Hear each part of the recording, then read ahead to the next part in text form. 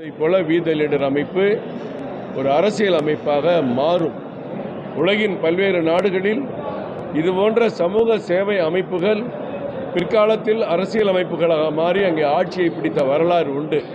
அதே போன்று வீத லீடர் அமைப்பும் தமிழகத்திலே ஒரு மிகப்பெரிய அரசியல் இயக்கமாக மாறுவதற்கு தொடக்க பணிகள், அதற்கு தயாராவதற்கு முன்பாக வீத லீடர் அமைப்பினுடைய நிர்வாகிகள் எப்படியெல்லாம் சமூகத்தில் தங்களை ஈடுபடுத்தி செயல்பட வேண்டும் என்ற ஒரு வழிகாட்டு முறைகளை வருகிற நாளை மாதங்களில் நடத்துவதற்கான இந்த வீத லீடர் அமைப்பு இது போன்ற ஆலோசனை கூட்டங்களை செயல்படுத்திக் கொண்டிருக்கிறோம்.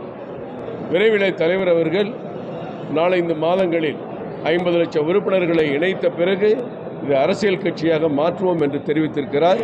அதற்கான ஆயத்த பணிகளும் நடந்து கொண்டிருக்கிறது. மக்களிடம் நெருங்கி போவதற்கு, நெருங்கி செல்வதற்கு உள்ளாட்சி தேர்தல் ஒரு முக்கியமான தேர்தல்.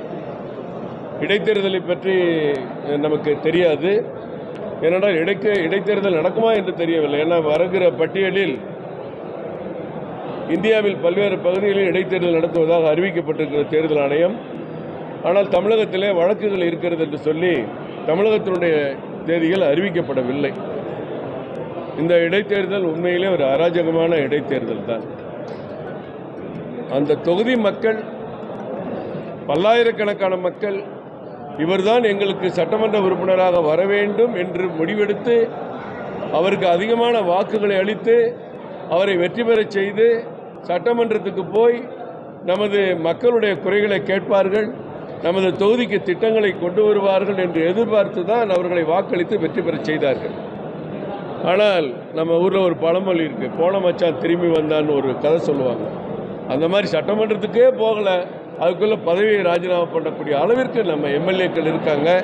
அதனால் இன்றைக்கு தேர்தல் ஆணையம் அதை நிறுத்தி வைத்திருக்கிறதா அல்லது தள்ளி வைத்திருக்கிறதா அல்லது விரைவில் 6 மாதத்திற்கு நடத்த முடியுமா தெரியாது. தொகுதி மக்களுடைய விருப்பத்துக்கு எதிரான முடிவாக தான் அவர் எடுத்திருக்கிறார். கம்யூனிஸ்ட் இயக்கங்கள், திருமாவளவன் போன்றவர்கள் எல்லோருமே இந்த ராஜினாமா செய்துவிட்டு கட்சியில் உடனே ஐக்கியமாகிற செயலை அவர்களே அதை சுட்டிக்காட்டி வேதனையோடு கண்டிக்கிறார்கள், வருத்தப்படுகிறார்கள், நேரத்துக்கு ஒன்று சொல்கிறார்கள். அவர் கூட்டணி ஆட்சியில் இருக்கிறதுனால அப்படி இடைத்தேர்தலுக்கு நாம் போவதில்லை.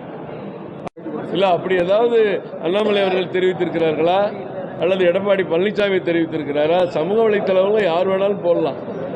அண்ணா திராவிட முன்னேற்ற கழக கூட்டணியில் தான் ஒரு பிளவு பிரிவே ஏற்பட்டது. இன்றைக்கு இப்படி ஒரு கருத்து வருகிறது. அரசியலில் எது வேணாலும் சாத்தியமில்லை அப்படிங்கிறது தான் பொதுவான நிலை. விஜய் வேண்டாம் என்று 3 கோடியே 10 லட்சம் பேர் ஓட்டு போட்டாங்க. அப்படி ஓட்டு வாங்கினவங்களாம் இன்றைக்கி 26 எம்எல்ஏக்கு மேலே அங்கே போய் நின்றுட்டு இருக்காங்க, ஆதரவு கொடுக்குறேங்கிறாங்க.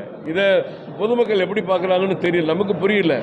ஒருவேளை எங்கிட்ட பேசுகிறவங்களாம் வருத்தமாக சொல்கிறாங்களா, இன்னொரு பக்கம் மகிழ்ச்சியாக பேசுகிறாங்கன்னு தெரியாது.